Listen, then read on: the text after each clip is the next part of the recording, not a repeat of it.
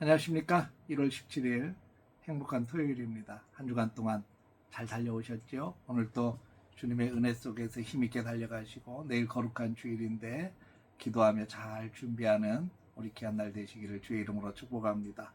오늘은 마태복음 5장 43절에서 48절까지의 말씀을 통해서 선을 뛰어넘는 사랑이라고 하는 주제로 함께 은혜를 나누도록 하겠습니다. 먼저 성경 보겠습니다.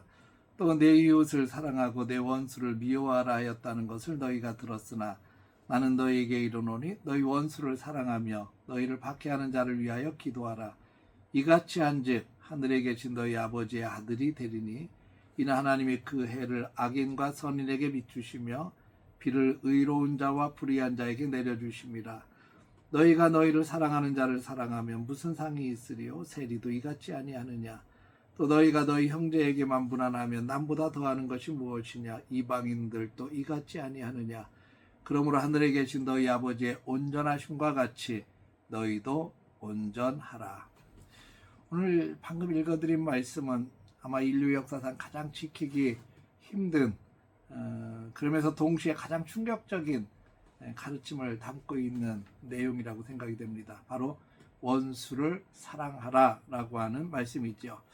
이 말씀은 단순히 어떤 도덕적인 훈계를 넘어서 우리가 믿는 하나님이 어떤 분이신지, 그리고 그 하나님을 믿는 하나님의 자녀들이 이 땅 위에서 살아갈 때 어떤 방식을 가지고 살아가야 되는지를 분명하게 보여주는 신앙의 정수라고 말할 수 있습니다.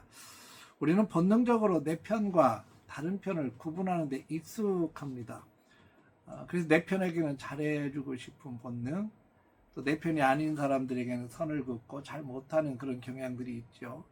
유대인들에게 전해 내려왔던 예수님이 방금 말씀하셨던 내 이웃을 사랑하고 내 원수를 미워하라, 이 가르침은 아마 당시 사람들에게 상당히 합리적이고 정의로운 기준이었을 겁니다. 오늘날 우리가 살아가는 현실도 마찬가지죠. 내 이웃은 사랑하고 원수는 당연히 미워하는 것이 상식입니다. 또 나에게 잘해주는 사람에게는 호의를 베풀고 나에게 해를 끼치는 사람은 당연히 멀리하고 또 선을 긋겠죠. 이것은 생존을 위한 본능이기도 하고 또 사회 질서를 유지하는 상식이기도 합니다. 근데 예수님께서 이 견고한 상식을 당연히 생각하고 있는 이 생각들을 완전히 깨뜨리십니다. 나는 너희에게 이르노니 너희 원수를 사랑하며 너희를 박해하는 자를 위하여 기도하라고 말씀합니다. 원수가 누굽니까? 나에게 상처 준 사람 아닙니까? 근데 그 원수를 사랑하라는 겁니다. 나를 짓밟는 사람들을 용서하라는 겁니다.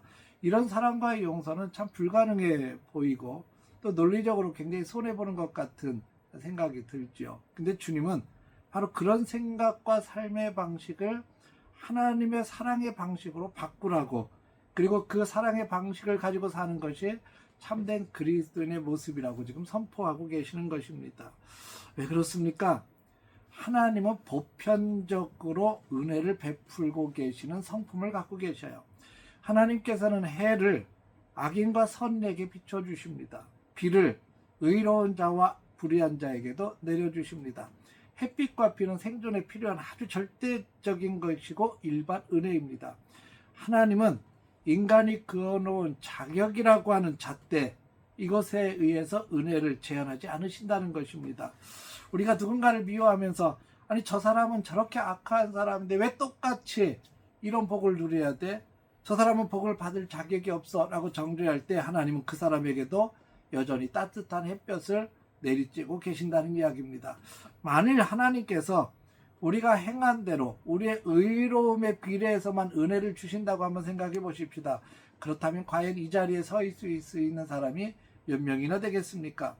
성경은 이렇게 말씀하십니다. 우리가 아직 죄인 되었을 때에, 우리가 하나님과 원수 되었을 때에 독생자 예수님을 보내주셔서 하나님이 우리를 얼마나 사랑하시는지를 확증하셨다고 성경은 말씀하고 있습니다. 먼저 손을 내미셨고 그 차별 없는 사랑이 우리 구원의 뿌리 아니겠습니까? 원수 사랑은 내가 받은 그 감당할 수 없는 은혜를 다른 사람들에게 흘려보내는 행위인 것입니다. 예수님은 냉철하게 질문하십니다. 너희가 너희를 사랑하는 자만 사랑하면 무슨 상이 있겠느냐? 세리도 이같이 아니하느냐? 당시 사회적 죄인으로 취급받던 세리나 이방인들조차도 자기들끼리는 사랑하고 무난한다는 겁니다. 그렇다면 그 사람들과 그리스도인은 무슨 차이가 있겠느냐? 그리스도인의 아름다움은 차이에서 나오는 건데, 세상과 똑같은 방식으로 반응하고 똑같은 기준으로 사람을 대한다면 우리에게는 세상을 변화시킬 힘이 없습니다. 여러분, 왜 오늘날 기독교나 교회가 또 성도들이 욕을 먹습니까? 세상과 견주어 봤을 때 차이가 없다는 겁니다. 세상 사람들과 같이 똑같이 욕하고, 세상 사람들과 같이 똑같이 싸우고, 세상 사람들보다 더 욕심부리고, 이러한 모습들이 세상 사람들이 볼 때는 니네네나 똑같다라고 생각하기 때문에 욕을 먹는 거죠. 우리 그리스도인들은 세상과 다른 사람들입니다. 세상을 뛰어넘어서 존재하는 사람들이 우리들 아니겠습니까? 세상은 악을 악으로 갚는 보복의 원리나 받은 만큼 돌려주는 교환의 원리로 살아갑니다. 그러나 하늘나라는 악으로 선을 이기는 은혜의 원리로 움직이는 겁니다. 나에게 인사하지 않는 사람에게 먼저 다가가서 인사하고, 나를 비난하는 자를 위해서 조용히 무릎을 꿇을 수 있고, 그런 거룩한 사랑과 아름다운 모습이 있을 때 세상은 비로소 우리 뒤에 계신 하나님을 보기 시작한다는 이야기입니다. 오늘 본문의 결론은 하늘에 계신 너희 아버지의 온전하심과 같이 너희도 온전하라. 여기서 온전함은 실수 하나 없는 그런 도덕적 깨끗함을 의미하지 않습니다. 이 온전함은 성숙함을 말합니다. 하나님의 온전하심은 그분의 사랑에 빈틈이 없다는 겁니다. 어느 누구도 소외시키지 않는 넉넉함, 원수까지도 품으시는 그 광활한 사랑의 넓이가 바로 하나님의 온전하심입니다. 따라서 우리가 온전해진다는 것은 우리의 마음의 지경이 넓어져서 도저히 품을 수 없다고 하는 사람까지도 그 사람도 품을 수 있는 영적 넉넉함을 갖추는 것입니다. 물론 이것이 우리의 의지나 결단만으로 되지 않습니다. 누군가를 용서하고 사랑하려고 애쓰다가 더 큰 상처를 받기도 합니다. 그래서 우리에게 필요한 것이 십자가의 은혜입니다. 십자가는 원수 되었던 우리를 하나님과 화목하게 하신 장소이죠. 예수님께서 십자가 위에서 자신을 위해서 조롱하던 그 사람들을 위해서 아버지 저들을 사하여 주옵소서, 자기들이 하는 것을 알지 못함이니이다 라고 기도하셨습니다. 원수 사랑은 내 감정을 억지로 쥐어 짜내는 데서 나오지 않습니다. 내 안에 계신 그리스도의 인도하심에 나를 맡기는 것입니다. 주님, 제 마음으로는 저 사람을 도저히 사랑할 수 없습니다. 그러나 주님이 사랑하셨던, 저를 사랑하셨던 그 사랑으로 저희들을 사랑하게 해주십시오 라고 정직하게 고백하는 데서부터 시작이 됩니다.